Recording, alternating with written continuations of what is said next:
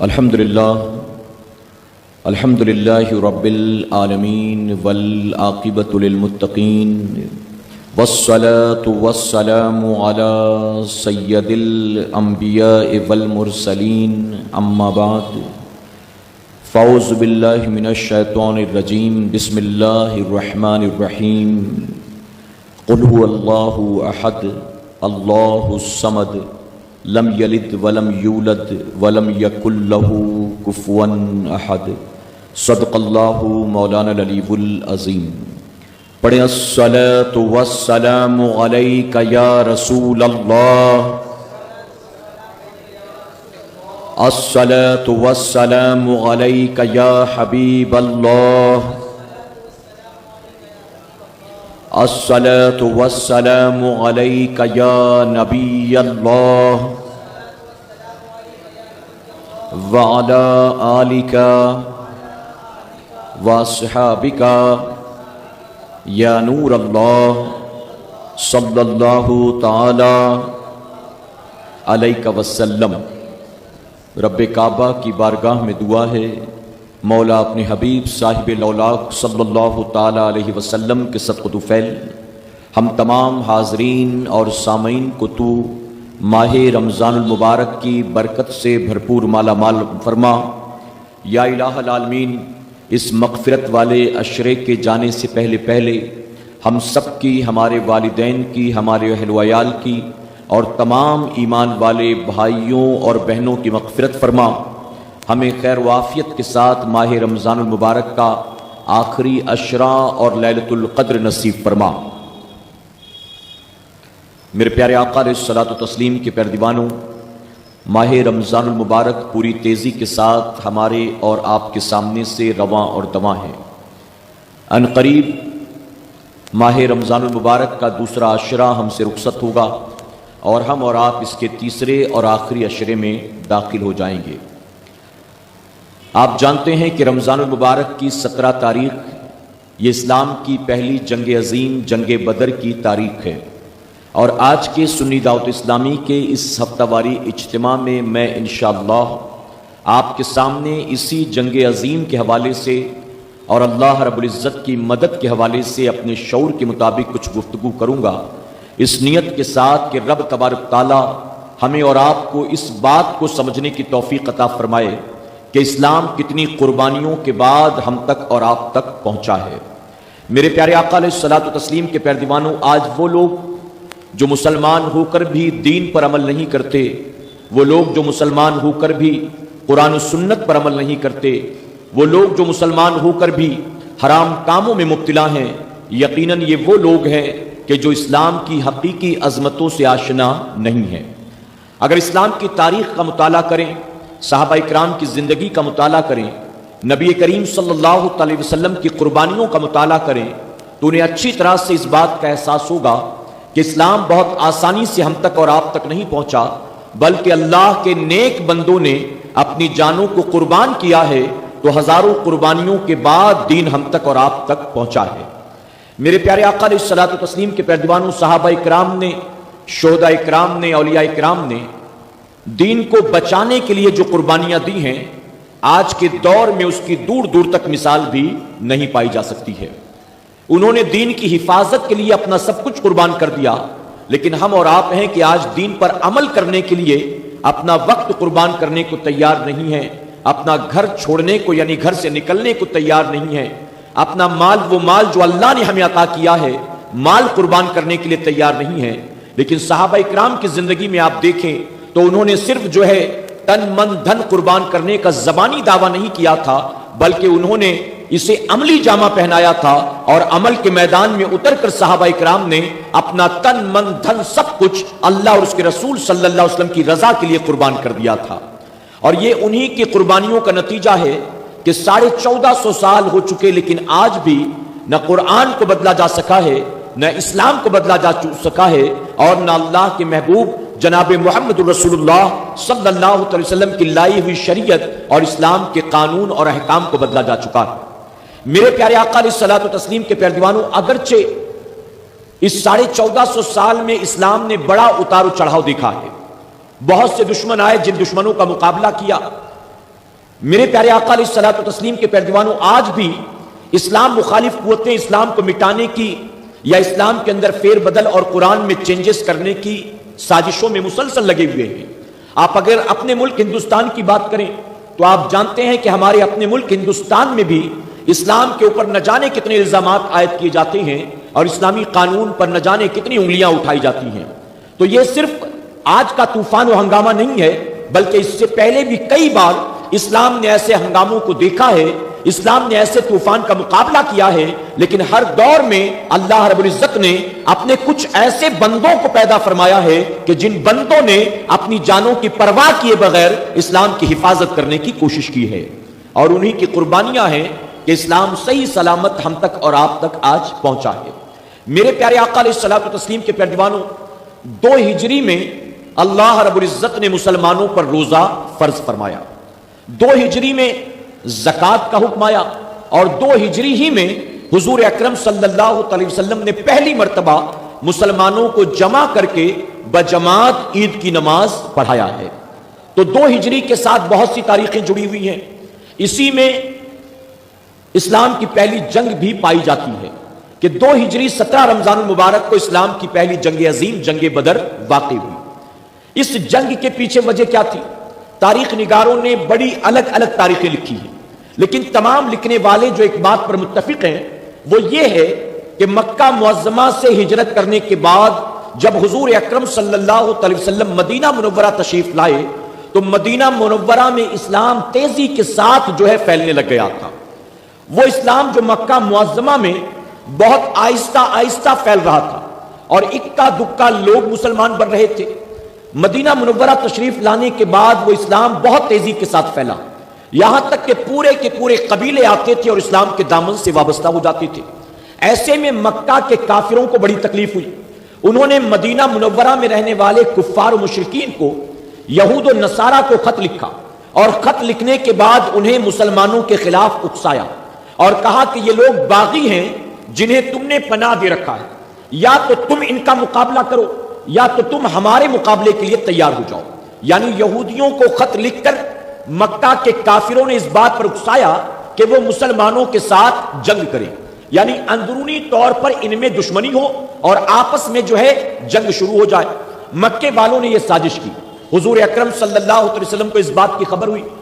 آپ نے تمام مدینہ منورہ والوں کو جمع کیا، اور جمع کرنے کے بعد آپ نے ان کے سامنے ایک خطبہ پڑھا،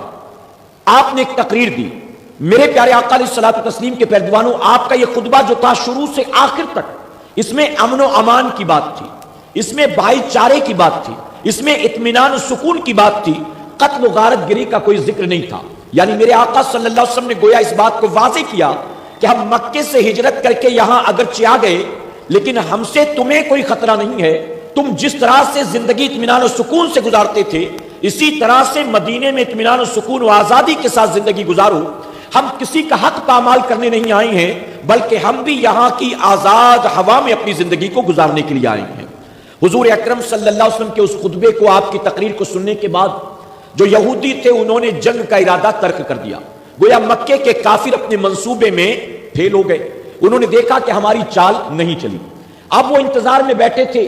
کہ مکے کے مدینے کے یہودیوں نے تو مسلمانوں سے جنگ نہیں کی لیکن ہمارے ہاتھ موقع لگا تو ہم اسے جانے نہیں دیں گے بلکہ ہم مسلمانوں کا ضرور مقابلہ کریں گے۔ اور جانتے اس کے لیے انہوں نے کیا کیا؟ تاریخ میں آتا ہے کہ کئی مرتبہ، اگر آپ نے حج کیا ہے، عمرہ کیا ہے، آپ جانتے ہیں کہ مکہ شریف سے مدینہ منورہ بہت دوری پر ہے، تقریباً 350-400 کلومیٹر کا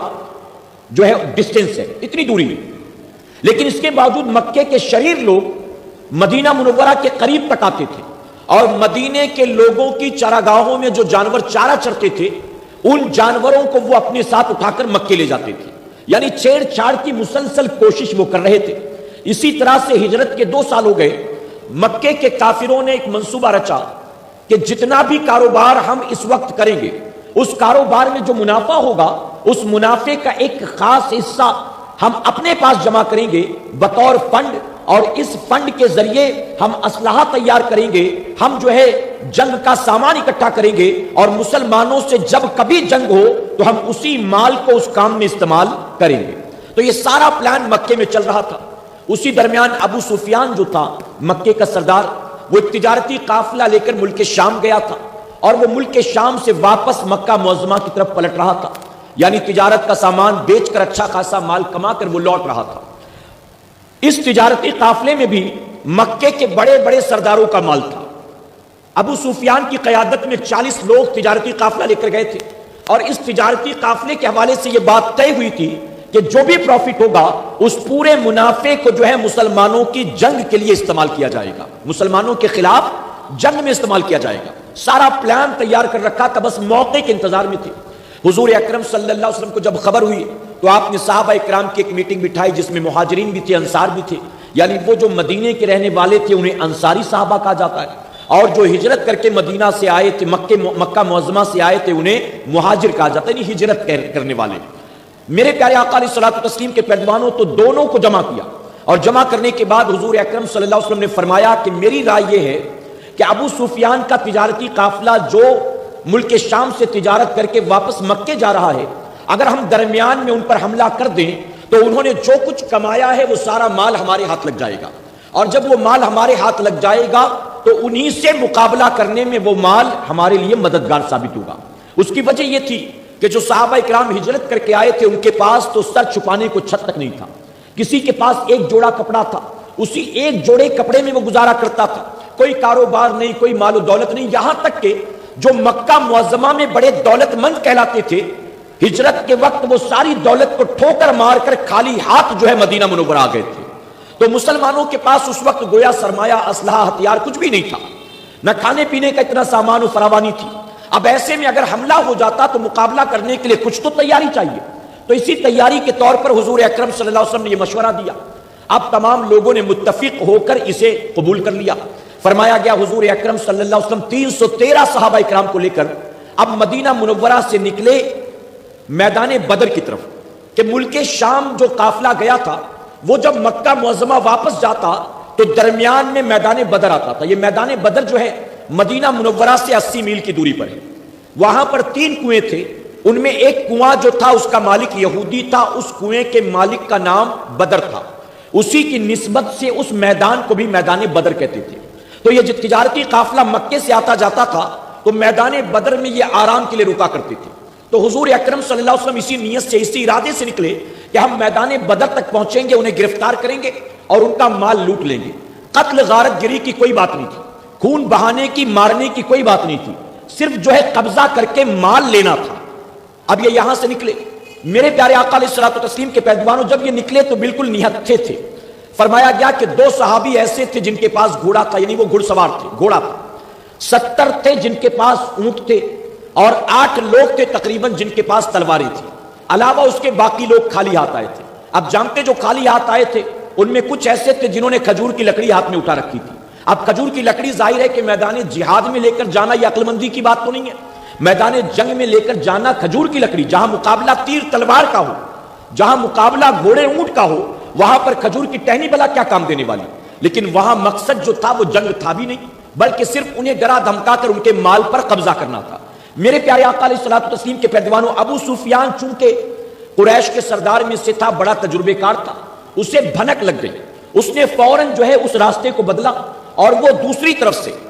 ہوتا ہوا مکہ معظمہ کے راستے پر چل پڑا۔ لیکن اس نے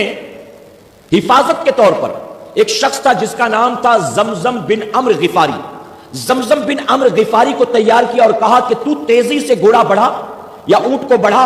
اور مکہ معظمہ جا، اور اس سے پہلے کہ مدینے والے ہمیں آ گھیریں اور حملہ کر دیں تو جا کر وہاں سے کچھ ہتھیار بندوں کو ساتھ لا تاکہ حملہ ہو تو وہ مقابلہ کر سکے، حفاظت کر سکے۔ اب زمزم بن عمرو غفاری جو تھا وہ تیزی سے اپنی اونٹنی کو لے کر مکے کی طرف چلا، اور یہاں ابو سفیان نے راستہ بدلا اور وہ میدان بدر سے بہت دور کا راستہ لے کر مکہ معظمہ کی طرف چل پڑا۔ فرمایا گیا زمزم بن عمرو غفاری جو تھا یہ مکہ معظمہ کی سرحد میں داخل ہونے سے پہلے اس نے ایک چال چلی، اس نے اپنی اونٹنی کے نتنے کو جو تھا تلوار سے چیر دیا، اپنے گریبان کو چاک کیا، زمین سے خاک اٹھائی اور اپنے سر پر ڈالا۔ عرب میں دستور تھا کہ جب غم کی خبر دینی ہوتی تو خبر دینے کا انداز یہ ہوا کرتا تھا۔ تو اس طرح سے وہ اونٹنی کے جب اونٹنے کے نتنے کو پھاڑ کر سر پر دھول مٹی ڈالتا، گریبان چاک کرتا، مکہ معظمہ میں داخل ہوا اور شور گل کرنے لگا۔ تم اطمینان سے اپنے گھروں میں بیٹھے ہو وہاں مسلمانوں نے ہم پر قبضہ کر لیا، مسلمانوں نے ہم پر حملہ کر لیا،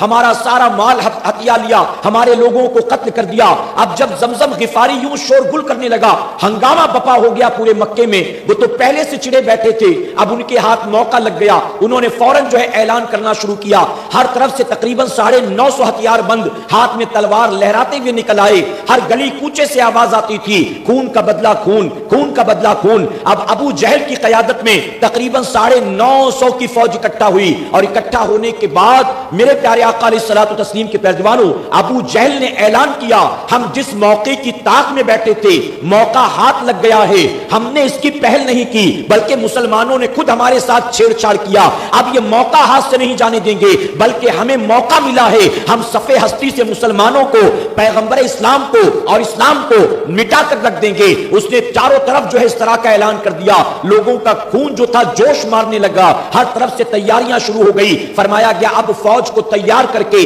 ابو جہل خانہ کعبہ کے پاس آتا، اور خانہ کعبہ کے پاس آ کر وہ کہنے لگا، اے اللہ تو جانتا ہے ہم بہت پرانے دین پر ہیں اور محمد جو ہے یہ نئے دین پر ہیں صلی اللہ علیہ وسلم، انہوں نے ہمارے دین کو چھوڑا، ایک نئے دین کا اعلان کر دیا، اے اللہ تو جانتا ہے ہم حق پر ہیں، وہ غلط ہے، تیرے نزدیک ہم عزت والے ہیں، وہ ذلت والے ہیں، اے اللہ اب جو تیرے نزدیک پسندیدہ ہو تو ضرور اس کی مدد کرنا۔ یہ کہہ کر ابو جہل فوج کو لے کر مکہ معظمہ سے روانہ ہوا۔ اب اگر اسے یوں کہیں تو غلط نہیں ہوگا کہ ابو جہل دعائیں نہیں کر رہا تھا بلکہ خانہ کعبہ کے سائے میں خود اپنے لیے بد دعائیں کر رہا تھا کہ اللہ تو جسے پسند کرتا ہے تو اس کا ساتھ دینا، اے اللہ جو تیرے نزدیک عزت والے ہیں تو انہی کی عزت کو بڑھا دینا۔ میرے پیارے آقا علیہ الصلوۃ والتسلیم کے پیروانوں، یہاں فوج روانہ ہو گئی۔ اب حضور اکرم صلی اللہ علیہ وسلم 313 نہتے مجاہدین کو لے کر جب پہنچے تو آپ کو پتا چلا کہ ابو سفیان تو راستہ بدل کر جا چکا۔ اب میرے آقا صلی اللہ علیہ وسلم نے اسی جگہ پر 2 لوگ مکے سے آ رہے تھے، ان 2 لوگوں کو بڑھ کر مجاہدین نے گرفتار کیا، اور بعض روایتوں میں آتا ہے کہ حضور صلی اللہ علیہ وسلم نے 2 لوگوں کو جاسوسی کرنے کے لیے روانہ کیا مکے کی طرف کہ مکے کی کیفیت اور مکے کا حال کیا ہے۔ اب فرمایا گیا کہ یہ 2 لوگ جو تھے، ان لوگوں نے سارا معاملہ بیان کر دیا کہ ابو جہل کی قیادت میں، عتبہ شیبہ کی قیادت میں مکہ معظمہ سے ایک لمبی چوڑی فوج جو ہے آپ لوگوں کے مقابلے کے ارادے سے نکلی ہے۔ تو حضور اکرم صلی اللہ علیہ وسلم نے فرمایا کہ اس فوج میں کتنے لوگ ہیں؟ تو انہوں نے جواب دیا کہ ہم گن تو نہ سکے وہ کتنے ہیں، لیکن ان کے پاس گھوڑے بھی ہیں، اونٹ بھی ہے، ان کے پاس جو ہے اسلحے بھی ہیں، شراب بھی ہے، ناچنے گانے والی، حوصلہ افزائی کرنے والی عورتیں بھی ہیں، وہ مکمل تیاریوں کے ساتھ نکلے ہیں اور ان کا منصوبہ اچھا نہیں ہے۔ میرے آقا صلی اللہ علیہ وسلم نے فرمایا اندازاً بتاؤ کہ فوج کتنی لمبی چوڑی ہے؟ تو جانتے ان دونوں نے کہا ہم نہیں بتا سکتے کہ فوج کتنی لمبی چوڑی ہے۔ تو میرے آقا صلی اللہ علیہ وسلم نے فرمایا اچھا جب رات وہ ٹھہرے تھے راستے میں تو کھانے کے لیے انہوں نے اونٹ ذبح کیا تھا، تو کیا تم نے دیکھا کتنے اونٹ ذبح کیے گئے؟ تو جانتے انہوں نے جواب دیا، ایک نے کہا مجھے اندازے سے لگتا ہے کہ 9 اونٹ ذبح کیا تھا، دوسرے نے کہا مجھے لگتا ہے کہ 10 اونٹ ذبح کیا تھا۔ میرے آقا صلی اللہ علیہ وسلم نے اعلان کر دیا کہ 9 اور 10 اونٹ جو ہے اگر وہ ذبح کر رہے ہیں ایک وقت کھانے کے لیے تو ان کی فوج جو ہے وہ تقریباً 900 سے 1000 کے درمیان ہے۔ میرے آقا نے اعلان کیا کہ ان کی کوانٹٹی جو ہے وہ تقریباً 900 سے 1000 کے درمیان۔ یہاں ابو سفیان کو پتا چلا کہ زمزم غفاری نے غلط خبر دی اور وہاں سے فوج نکل پڑی ہے مسلمانوں کا مقابلہ کرنے، تو اس نے ایک اور قاصد کو روانہ کیا، تیزی سے جا اور جا کر ابو جہل عتبہ شیبہ کو روک کہہ دے کہ کوئی فائدہ نہیں حملہ کر کے، کیوں چھیڑ چھاڑ کرتا ہے، ہم بچ بچا کر نکل آئے تو ہم بالکل سیف ہیں، کوئی ضرورت نہیں ہے جنگ کرنے کی۔ اب وہ قاصد بھی آ پہنچا، یہ یہاں سے نکلے، وہ راستے میں ملا، اس نے آ کر خبر دی، تو جانتے اس پر بہت سے لوگ تھے جنہوں نے کہا کہ جب جنگ ہوئی ہی نہیں، قتل و غارت گری ہوئی نہیں، بلکہ ہمارا قافلہ جو ہے وہ سیف مکہ پہنچنے والا ہے، تو کیا ضرورت ہے مسلمانوں سے جنگ کرنے کی، چلو ہم واپس جاتے ہیں۔ اس میں 2 گروپس بن گئے، ایک گروپ کہتا تھا کہ چلو واپس چلیں، اور ایک گروپ کہتا تھا کہ جب یہاں تک آ گئے تو واپس نہیں جائیں گے۔ ابو جہل جو تھا، میرے پیارے آقا علیہ الصلوۃ والتسلیم کے پیروان، اس نے اعلان کیا سب کو جمع کر کے، اس نے کہا تم میں کون ہے جو واپس جائے گا؟ اور تم میں کون ہے جو میرا ساتھ دے گا اور مسلمانوں کی اینٹ سے اینٹ بجائے گا؟ ہر عرب والے ہیں اور عرب کا دستور ہے جب وہ میدان جنگ کی طرف نکلتے ہیں تو بن لڑے وہ واپس نہیں جاتے. ہماری تلواریں اگر نیام سے نکل چکی ہیں تو بن مسلمانوں کو قتل کیے یہ نیام میں واپس نہیں جائیں گی. میں تم سے کہتا ہوں کہ تم آگے بڑھو اور آگے بڑھ کر موقع ہاتھ لگا ہے مسلمانوں کو صفحے ہستی سے مٹا دو. اگر تم نے آج ان کا مقابلہ نہ کیا تو آئندہ پھر تم کبھی ان کا مقابلہ نہ کر سکو گے. اس طرح جوش و ولولے والی ایک تقریر ابو جہل نے دی. اب ابو جہل نے جب یہ تقریر دی تو وہ لوگ جو جانے کا ارادہ کر چکے تھے ان لوگوں نے بھی ابو جہل کا ساتھ دینے کا ارادہ کیا. گویا سارے کے سارے اس بات پر ٹھہر گئے. کچھ لوگ متفق ہو کر, کچھ لوگ مجبوراً من مار کر,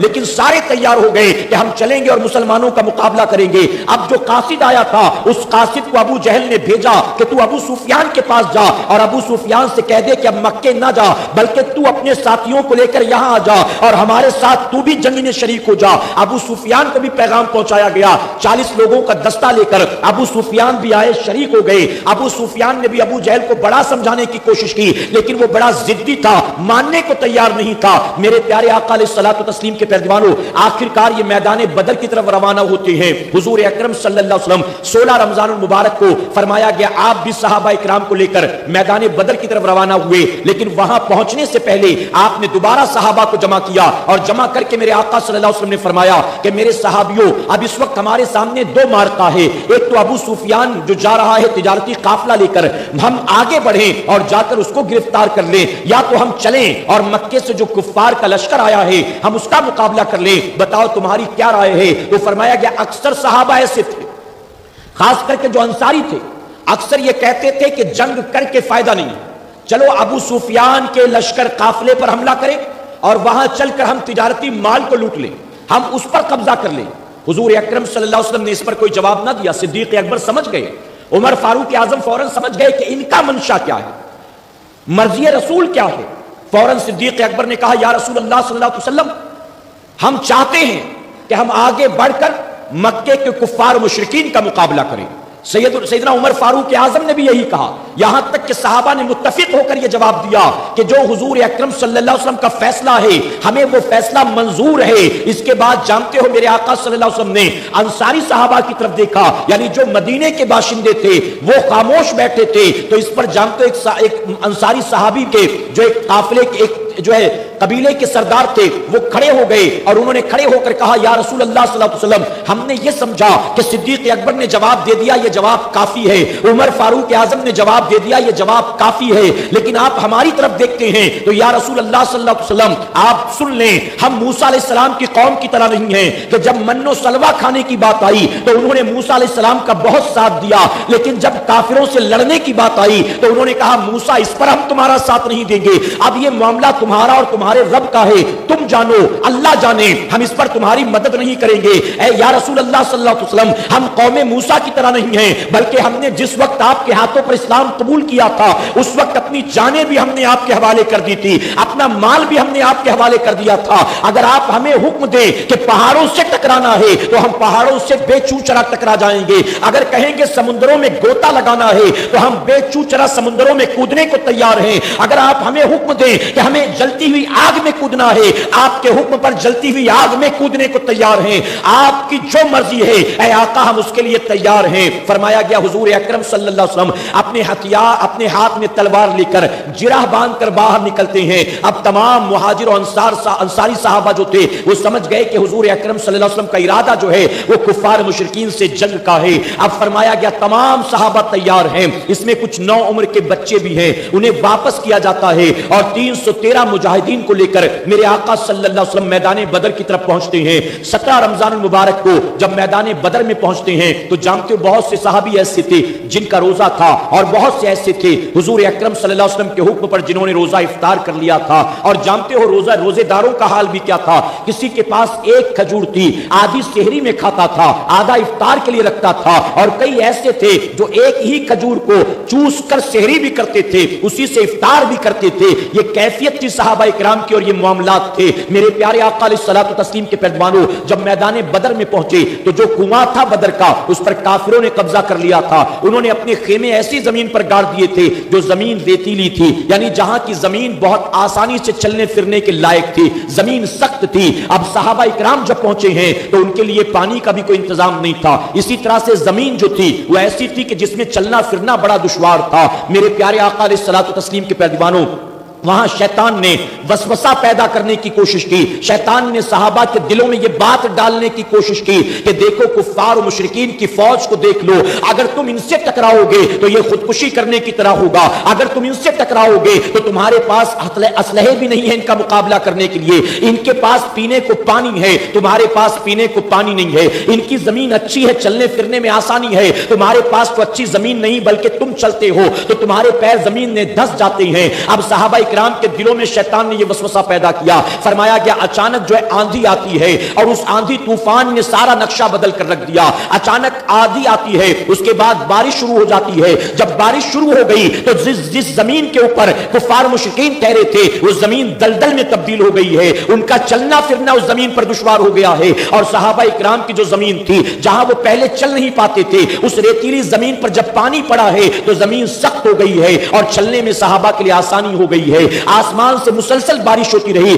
صحابہ اکرام نے جو ہے حوض بنا لیا، اچھا خاصا پانی اس کے اندر جمع کر لیا، اب سب کی ہمت بڑھ گئی، سب کے حوصلے بڑھ گئے، اللہ کی مدد ہمارے لیے ہے، اللہ کی مدد ظاہر ہونی شروع ہو گئی۔ اب فرمایا گیا رات کا سناٹا جب چھاتا ہے، حضور اکرم صلی اللہ علیہ وسلم ہیں، آپ اپنے سر مبارک کو سجدے میں رکھ کر دعا کرتے ہیں اللہ کی بارگاہ میں۔ میرے پیارے آقا علیہ الصلوۃ والتسلیم کے پیروانوں، یہ جنگ سے پہلے کی رات ہے، یہ 17 رمضان المبارک کی رات ہے، ابھی دن کا اجالا چھٹا نہیں ہے، رات کا اندھیرا ہے۔ فرمایا گیا حضور اکرم صلی اللہ علیہ وسلم حالت سجدہ میں اللہ کی بارگاہ میں دعا کرتے ہیں، اے اللہ تو ہماری مدد فرما، اے اللہ یہ تیرے بندے صرف تیری ذات پر بھروسہ کر کے نہتے نکل آئے ہیں میدان میں، اے اللہ اگر تو نے ان کی مدد نہ کی تو قیامت تک تیرا کوئی نام لینے والا نہ ہوگا، اے اللہ یہ میری 13 سال کی محنت مشقت کا نتیجہ ہے، اے اللہ یہ میں نے طائف کے بازار میں جو پتھر کھائے ہیں اس پتھروں کے کھانے کا یہ نتیجہ ہے، اے اللہ ابو بکر کو میں نے کلمہ پڑھایا ہے، عمر کو میں نے کلمہ پڑھایا ہے، عثمان والی کو میں نے کلمہ پڑھایا ہے، بلال و طلحہ کو میں نے کلمہ پڑھایا ہے، زبیر کو میں نے کلمہ پڑھایا ہے، اے اللہ یہ میرا 13 سال کی محنت کا سرمایہ ہے، اپنا سب کچھ لٹا کر میں نے یہ جمع کیا ہے، اور جو کچھ میری 13 سال کی جمع پونجی ہے اے اللہ میں تیرے نام پر میدان بدر میں لے کر آ گیا ہوں، اگر آج یہ قتل کر دیے گئے تو پھر قیامت تک تیرا کوئی نام لینے والا نہ ہوگا، اے اللہ تو ان کی مدد فرما۔ صدیق اکبر رضی اللہ تعالیٰ فرماتے ہیں حالت سجدہ میں حضور اکرم صلی اللہ علیہ وسلم دعا کرتے جاتے ہیں، آپ کے کاندھے مبارک پر چادر پڑی ہے وہ سرک سرک کر گر جاتی ہے، صدیق اکبر اٹھا کر رکھتے ہیں، دوبارہ اٹھا کر رکھتے ہیں، پھر اٹھا کر رکھتے ہیں، یہاں تک کہ ان سے رہا نہ گیا، عرض کرتے ہیں یا رسول اللہ صلی اللہ علیہ وسلم اے آقا بس کیجئے، اللہ آپ کی دعا کو رائے گا نہیں جانے دے گا، اللہ ضرور ہماری مدد فرمائے گا، اے آقا اپنے سر کو اٹھا لیجئے، اے آقا اپنے سر کو اٹھا لیجئے۔ فرمایا کہ بہت دیر کے بعد حضور اکرم صلی اللہ علیہ وسلم اپنے سر مبارک کو اٹھاتے ہیں، اس کے بعد خیمے سے باہر نکلتے ہیں، ساتھ سیدنا صدیق اکبر ہیں، سیدنا عمر فاروق اعظم کو آواز دیتے ہیں، عمر فاروق اعظم بھی قریب آتے ہیں، حضور اکرم صلی اللہ علیہ وسلم نے راستے میں پڑی ایک ٹہنی کو اٹھایا ہے، ایک لکڑی کے ٹکڑے کو اٹھایا ہے، اور پھر رات کے اندھیرے میں میدان بدر میں جاتے ہیں، وہاں پہنچ کر میرے آقا صلی اللہ علیہ وسلم ایک دائرہ کھینچتے ہیں اور دائرہ کھینچ کر اعلان کرتے ہیں کل جب دن کا اجالا چھٹے گا تو اسی دائرے کے اندر دیکھنا ابو جہل مارا جانے والا ہے۔ آگے بڑھتے ہیں، ایک اور دائرہ کھینچتے ہیں، فرماتے کل یہاں عتبہ مارا جائے گا، ایک اور دائرہ کھینچتے ہیں، کل یہاں شیبہ مارا جائے گا، ایک اور دائرہ کھینچتے ہیں، فرماتے کل کفار کا فلاں سردار اس دائرے کے اندر پڑا ہوگا۔ بخاری شریف کی حدیث مبارکہ ہے، یہ علم غیب نہیں تو اور کیا ہے۔ سیدنا عمر فاروق اعظم رضی اللہ عنہ فرماتے ہیں رات کے اندھیرے میں حضور اکرم صلی اللہ علیہ وسلم نے میدان بدر میں جو دائرہ کھینچا تھا، جب میدان جنگ کا گرد و غبار چھٹا ہے تو ہماری آنکھیں دیکھ کر حیران رہ گئی، میرے آقا صلی اللہ علیہ وسلم نے جس کافر کے نام کا جو دائرہ کھینچا تھا اس کافر کی لاش اس دائرے سے ایک ذرہ بھی باہر نہ تھی، بلکہ جس کا نام جہاں لکھ دیا تھا ہر کافر کی لاش جو ہے اسی دائرے کے اندر ہمیں پڑی ہوئی نظر آتی ہے۔ یہ علم غیب بھی ہے اور یہ نبی کا اختیار بھی ہے، یہ نبی کا اختیار بھی ہے۔ میرے پیارے آقا علیہ الصلوۃ والتسلیم کے پیروانوں، جب صبح ہوئی جنگ شروع ہوئی تو سب سے پہلے کافروں کی طرف سے 3 بڑے بڑے خاندان و حسب نسب والے آئے، ان میں عتبہ شیبہ بھی تھا، ایک شخص اور بھی۔ مسلمانوں کی طرف سے 3 انصاری صحابی آگے بڑھے تو ان تینوں نے پوچھا کہ تم کون ہو؟ انہوں نے جواب دیا ہم مدینے کے لوگ ہیں، فلاں قبیلے فلاں خاندان سے تعلق رکھتے، ہمارا نام یہ ہے۔ تو ان تینوں کافروں نے آواز دے کر کہا تمہارا ہم سے کوئی مقابلہ نہیں ہے، تم کیوں آتے ہو مقابلے پر؟ تم سے ہمارا کوئی جھگڑا ہی نہیں ہے، ہمارے پاس تو ہمارے برابری والوں کو بھیجو، ہمارے پاس تو ہمارے خاندان والوں کو بھیجو، ہمارے پاس تو ان کو بھیجو جو مکے سے بھاگ کر یہاں اپنی جان بچانے آئے ہیں۔ فرمایا گیا پھر حضور اکرم صلی اللہ علیہ وسلم نے حکم دیا کہ ان کو اگر اپنوں ہی سے مقابلہ کرنا ہے، علی جاؤ تم جا کر مقابلہ کرو۔ اپنے چچا سے کہا حمزہ تم جاؤ جا کر تم مقابلہ کرو۔ ایک اور صحابی کو آگے بڑھایا، فرمایا گیا وہاں سے 3 ہیں، یہاں سے 3 ہیں، اور جانتے ہو پہنچتے حضرت علی کے مقابلے میں جو تھا ایک ہی وار میں آپ نے اس کے جسم سے گردن کو جدا کر دیا ہے۔ حضرت حمزہ نے بھی آگے بڑھ کر اپنے مقابل میں جو تھا اس کو ایک ہی وار میں قتل کر دیا، لیکن جو تیسرے صحابی تھے اس کے مقابل میں جو ظالم تھا اس نے ایسا وار کیا کہ ان کا پیر کٹ گیا۔ اب پیر کٹ گیا تو زمین پر آ گئے۔ حضرت علی نے، حضرت امیر حمزہ نے دیکھا، دیکھنے کے بعد تیزی سے آگے بڑھے اور آگے بڑھ کر ان دونوں نے مل کر وار کیا اور اس تیسرے کافر کو جہنم رسید کر دیا ہے۔ اور اس کے بعد وہ جو صحابی زخمی ہوئے تھے جن کا پیر کٹ گیا تھا انہیں جو ہے اٹھا کر لے کر آئے اور لا کر حضور اکرم صلی اللہ علیہ وسلم کے قدموں میں ڈال دیا۔ کہیں سبحان اللہ، قدموں میں ڈال دیا۔ اب جب قدموں میں لا کر ڈالا تو جانتے ہو کیا عرض کرتے ہیں؟ عرض کرتے یا رسول اللہ صلی اللہ علیہ وسلم آقا گواہ ہو جائیں کہ میں نے یہ جو کچھ بھی کیا ہے اللہ اس کے رسول کی رضا کے لیے کیا ہے۔ اے آقا دعا کریں اللہ مجھ کو شہادت کا مرتبہ عطا کرے، اسلام کی خاطر اللہ مجھ کو قربانی کا مرتبہ عطا کر دے۔ میرے آقا نے دعا فرمائی، خوب کہا کہنے والے نے، مولانا حسن رضا کیا خوب کہتے ہیں، گر وقت اجل سر تیری چوکٹ پہ جھکا ہو، گر وقت اجل سر تیری چوکٹ پہ جھکا ہو، جتنی ہو قضا ایک ہی سجدے میں ادا ہو، جتنی ہو قضا۔ یعنی اس وقت میں بھی وہ نبی کے قدموں میں جان دینا پسند کرتی تھی۔ میرے پیارے آقا علیہ الصلوۃ والتسلیم کے پیروانوں، اس کے بعد دونوں طرف سے حملہ ہوتا ہے۔ یہاں سے کفار کی فوج آگے بڑھی، یہاں سے مسلمان مقابلے میں پہلے ہوتا تھا الگ الگ لڑتی تھی، اس کے بعد حملہ آور ہوتے ایک ساتھ۔ فرمایا گیا کہ چونکہ مسلمانوں کی تعداد کم تھی، کفار غالب نظر آنے لگے، حضور اکرم صلی اللہ علیہ وسلم نے حوصلہ افزائی کے لیے صحابہ کو آواز دی، اے میرے صحابیوں آگے بڑھو، اللہ اس کے رسول کے دشمنوں کا مقابلہ کرو، جنت تمہارے انتظار میں ہے، جنت تمہاری مشتاق ہے، آگے بڑھو، ان کا مقابلہ کرو۔ فرمایا گیا کہ نوجوان انصاری صحابی وہ دور کھڑے ہوئے کھجوریں کھا رہے تھے، جب انہوں نے یہ ولولہ انگیز آواز سنی، اعلان سنا، تو کھجوریں پھینک کر حضور اکرم صلی اللہ علیہ وسلم کی بارگاہ میں حاضر ہوئے، عرض کرتے ہیں یا رسول اللہ صلی اللہ علیہ وسلم کیا جنت اور میرے درمیان صرف موت کی دیوار حائل ہے؟ سر کٹے گا مجھے فوراً جنت ملے گی۔ آقا فرماتے ہاں ہاں جنت تمہارے انتظار میں ہے، جنت کو تمہارے لیے سجایا گیا ہے، یہاں اللہ کی راہ میں گردن کٹے گی اور وہاں اللہ تمہیں جنت میں داخل کرے گا۔ فرمایا گیا وہ کھجوریں پھینک کر نہتے میدان جنگ میں شامل ہو جاتے ہیں اور چند لمحوں کے بعد وہ جام شہادت نوش کر کے جنت میں داخل ہو جاتے ہیں۔ ایک صحابی یوں ہی کھڑے تھے، میرے آقا صلی اللہ علیہ وسلم فرماتے تم یہاں کیا کرتے ہو؟ عرض کرتے آقا میرے پاس کوئی ہتھیار نہیں ہے، میں ان کا مقابلہ کیسے کروں؟ فرمایا گیا حضور اکرم صلی اللہ علیہ وسلم نے کھجور کی ایک ٹہنی اٹھا کر ان کے ہاتھ میں دے دی، کہا یہ لو اور اسے لے جا کر مقابلہ کرو۔ فرمایا گیا کہ وہ کھجور کی ٹہنی لے کر تلواروں کے بیچ میں کودے ہیں اور جانتے ہو صفوں کے صفوں کو پلٹتے ہوئے تقریباً 3 کافروں کو اپنی اس کھجور کی ٹہنی سے جہنم رسید کر دیا ہے اور اس کے بعد خود جام شہادت نوش کر لیتے ہیں۔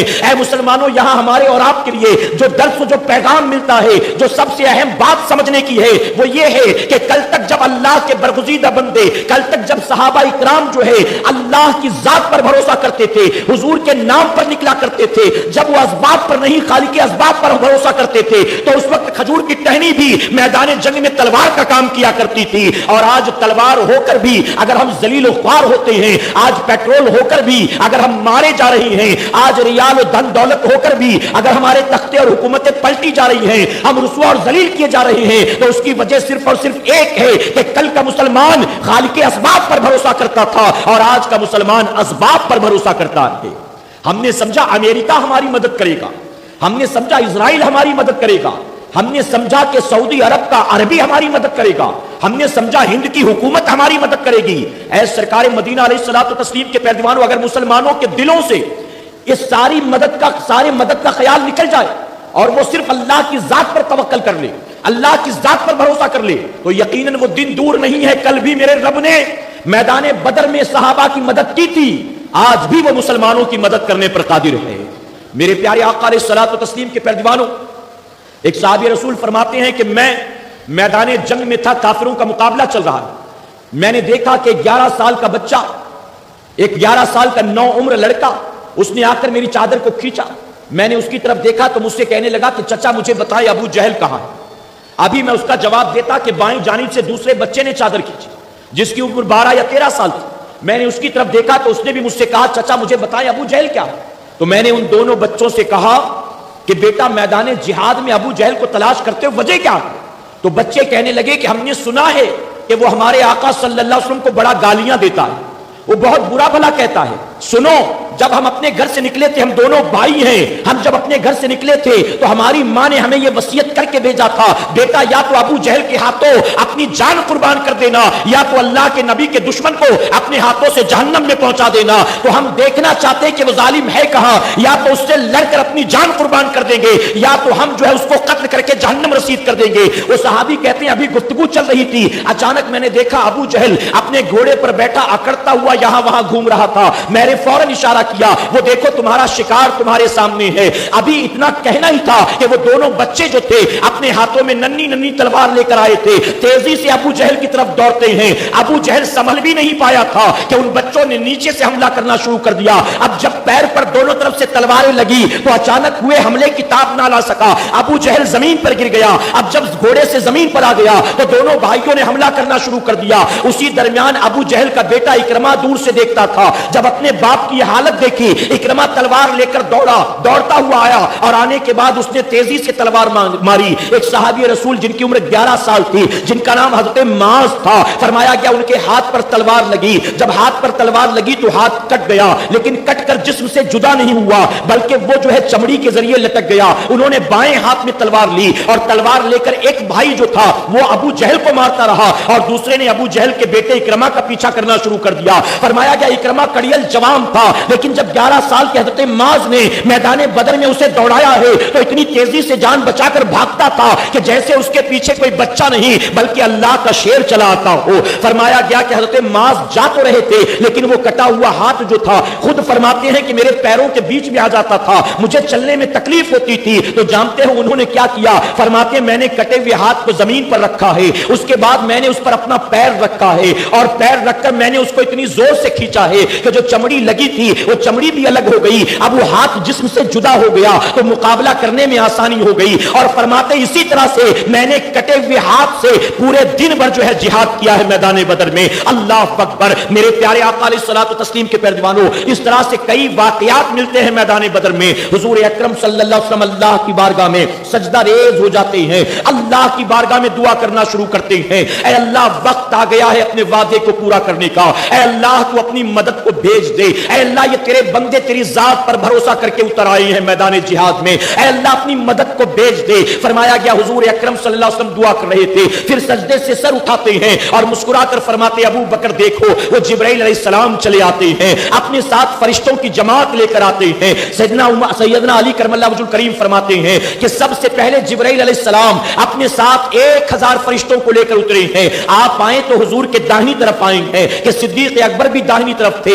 اور جبرائیل علیہ السلام بھی داہنی طرف اترے. سیدنا علی کرم اللہ وجہ الکریم فرماتے ہیں کہ تمام فرشتے جو میدان بدر میں ہماری مدد کے لیے آئے تھے ان سب کے سروں پر سفید رنگ کا امامہ شریف بندھا ہوا تھا، صرف جبرائیل نے زرد رنگ کا امامہ باندھا تھا. چونکہ قیادت کر رہے تھے تو ان کے امامے کا رنگ زرد تھا، علاوہ اس کے تمام فرشتوں نے سفید رنگ کا امامہ پہنا تھا. پھر فرماتے ہیں کہ اس کے بعد 3000 فرشتوں کی فوج آئی ہے، پھر 5000 فرشتوں کی فوج آئی ہے، یعنی اللہ نے ایک ایک کر کے فرشتوں کو بھیجا ہے. جانتے ہو کفار و مشرکین جب واپس جاتے ہیں مکہ معظمہ، ابو لہب جو ان دنوں میں بیمار تھا، جو حضور اکرم صلی اللہ علیہ وسلم کا چچا لگتا تھا، اپنی بیماری کی وجہ سے وہ بدر میں نہ آ سکا. وہ فوراً لوگوں کو جمع کرتا ہے اور کہتا ہے مجھے بتاؤ کہ وہاں کا حال کیا تھا، مجھے بتاؤ کہ وہاں کے معاملات کیا تھے. تو جانتے ہو کفار کیا کہتے ہیں؟ کفار کہتے ہیں کہ ہم نے گھوڑوں کے ہنہنانے کی آواز سنی ہے، ہم نے ہوا میں تلوار لہراتے ہوئے دیکھا ہے، لوگ آتے تھے اور گردنیں کاٹ کاٹ کے جاتے تھے لیکن تلوار چلانے والا کوئی نظر نہیں آتا تھا، گھڑ سوار کوئی नजर नहीं आता था, ये आसमानी मदद थी। अबू लहब भड़क गया, कोई आसमानी मदद वदद नहीं है, तुम बकवास करते हो, ये मुसलमानों का जादू टोना टोटका था माज़अल्लाह। इस तरह से बकवास करना शुरू कर देता है। तो इस तरह से अल्लाह रब्बुल इज्जत ने आसमान से फरिश्तों की मदद भेजा है कि फरिश्ते हाथ में तलवार लेकर आए थे, उनके घोड़ों के हिनहिनाने की आवाज सुनाई देती थी, घोड़ा कहीं नजर नहीं आता था, हवा में तलवार लहराती नजर आती थी, लेकिन तलवार चलाता कोई नजर नहीं आता था। हुजूर अकरम सल्लल्लाहु अलैहि वसल्लम ने एक सहाबी से पूछा कि फला काफिर को तुमने कैसे कत्ल किया? तो जानते हो क्या जवाब देते हैं? अर्ज करते हैं, या रसूल अल्लाह सल्लल्लाहु अलैहि वसल्लम, मैं उसे बहुत दूर तक दौड़ाए चला जाता था, अन करीब था कि मैं हाथ उठाता, तलवार चलाता और उसकी गर्दन को जिस्म से जुदा कर देता। अचानक कोई हम दोनों के दरमियान आया और उसने तलवार ऐसी मारी है, एक ही वार में उसका सर कट के जमीन पर गिर गया। तो मेरे आका मुस्कुराकर फरमाते हैं, वो जिसने उस काफिर के सर को काटा है, सुनो वो कोई और नहीं बल्कि वो अल्लाह का फरिश्ता था। हुजूर अकरम सल्लल्लाहु अलैहि वसल्लम के चचा को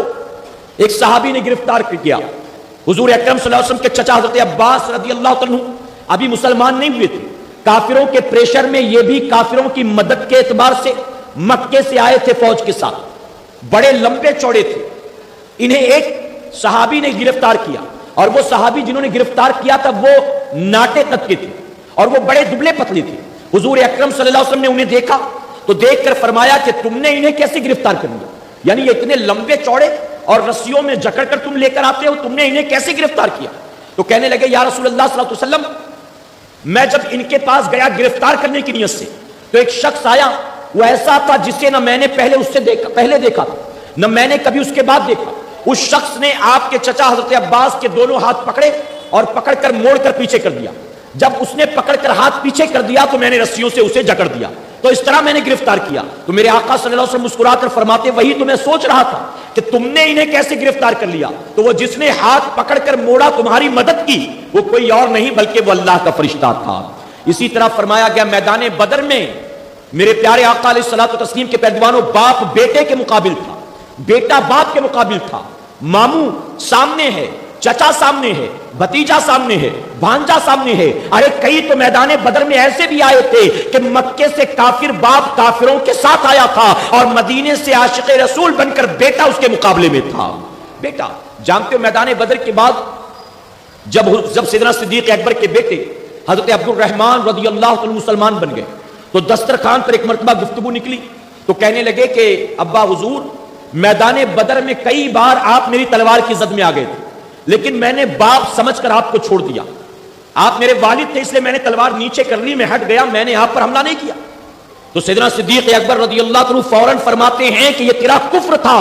जिसने तुझे मुझ पर तलवार चलाने से रोका। सुन ले, कसम अल्लाह की, अगर तू मेरे सामने एक मर्तबा आ जाता तो मैं तुझे अपना बेटा न समझता, बल्कि अल्लाह उसके रसूल का दुश्मन समझकर मैंने फौरन तेरी गर्दन को उतार दिया होता। सैयदना उमर फारूक आजम ने अपने मामू को कत्ल किया। इसी तरह एक सहाबी, मुझे नाम याद नहीं आता, उन्होंने अपने बाप को कत्ल किया। तो मैदान बदर में हक व बातिल का फैसला हो गया और सहाबा इकराम ने अपने ही रिश्तेदारों, अपने ही खानदान वालों पर तलवार चलाकर बता दिया कि सारे रिश्ते नाते बाद में, सबसे बड़ा रिश्ता अल्लाह और उसके रसूल का हुआ करता है। सारी मोहब्बतें बाद में हैं, सबसे पहले अल्लाह उसके रसूल सल्लल्लाहु अलैहि वसल्लम की मोहब्बत है। फरमाया गया इसके बाद काफिरों में इंतशार पैदा हुआ, भागना शुरू कर दिया उन्होंने। 70 बड़े बड़े सरदार मारे गए और 70 काफिरों को गिरफ्तार कर लिया गया। तकरीबन 14 सहाबा इकराम ने जामे शहादत नोश किया। हुजूर अकरम सल्लल्लाहु अलैहि वसल्लम ने तमाम सहाबा को हुक्म दिया कि कुफ्फार मुशरिकीन की लाशों को जमा करो। जमा करने के बाद उन्हें घसीट कर बदर के कुएं में डाल दिया गया, बदर के कुएं में डाल दिया गया। उसके बाद रिवायतों में आता है कि 3 दिन के बाद हुजूर अकरम सल्लल्लाहु अलैहि वसल्लम उस कुएं के ऊपर खड़े हुए और खड़े होकर आपने एक एक सरदार का नाम लिया। ए अबू जहल सुन, ए उतबा सुन, ए शैबा सुन, तेरे रब का जो वादा तेरे साथ था उसने पूरा किया और मेरे रब का वादा जो मेरे साथ था उसने पूरा किया। तुम जलील ख्वार हुए, अल्लाह ने हमें इज्जत दी। तुम शिकस्त खा गए, अल्लाह ने हमें कामयाबी दी। तुम हमेशा के लिए मिट गए, अल्लाह ने हमें इज्जत अता की और सरबुलंदी अता की। सैयदना उमर फारूक आजम ने देखा तो हुजूर अकरम सल्लल्लाहु अलैहि वसल्लम की बारगाह में अर्ज करते हैं, या रसूल अल्लाह सल्लल्लाहु अलैहि वसल्लम, इन बेजान मुर्दों से बात करके क्या फायदा, ये कहां सुनने वाले हैं? तो मेरे आका सल्लल्लाहु अलैहि वसल्लम फरमाते कि सुनो, ये तुमसे बेहतर सुनने वाले हैं। यानी मैं जो इनसे इस वक्त मुखातिब हूं ये यूं ही नहीं है, बल्कि ये तुमसे बेहतर सुनने वाले हैं। میرے پیارے آقا علیہ الصلوۃ والتسلیم کے پیروانوں، یہاں اہل سنت والجماعت کا عقیدہ بھی کلیئر ہوتا ہے کہ جب بعد مرنے کے ابو جہل سن سکتا ہے، عتبہ شیبہ سن سکتے ہیں، تو بلا شبہ انتقال کے بعد اولیاء اکرام بھی سن سکتے ہیں، اور وہ بھی ہماری آواز کو سننے کی طاقت رکھتے ہیں۔ تو یہ پہلی جنگ تھی جس میں اللہ رب العزت نے مٹھی بھر مسلمانوں کو کھلی ہوئی فتح عطا فرمایا ہے۔ اللہ نے قرآن مقدس میں اس دن کو یوم فرقان کے نام سے یاد کیا ہے۔ میرے پیارے آقا علیہ الصلوۃ والتسلیم کے پیروانوں، تو یہ ان صحابہ کی قربانیاں تھیں۔ جانتے ہو جبرائیل علیہ السلام نے عرض کیا، یا رسول اللہ صلی اللہ علیہ وسلم، آپ کے نزدیک سب سے بہتر صحابہ اکرام کون ہیں؟ یعنی مرتبے اور شان میں سب سے بلند مرتبہ اور شان کس کا؟ تو میرے آقا فرماتے ہیں کہ وہ جو میرے بدری صحابی ہیں، یعنی جو میدان بدر میں شریک ہوئے تھے، تمام صحابہ میں وہ سب سے افضل ہیں۔ محبت سے کہے تو جبرائیل علیہ السلام عرض کرتے، یا رسول اللہ صلی اللہ علیہ وسلم، آسمانوں میں جو فرشتے ہیں، ان فرشتوں میں وہ تمام فرشتے سب سے افضل ہیں جو بدری فرشتے ہیں، یعنی جو مسلمانوں کی مدد کے لیے میدان بدر میں اترے تھے، اللہ نے ان فرشتوں کا مرتبہ تمام فرشتوں میں بلند فرما دیا ہے۔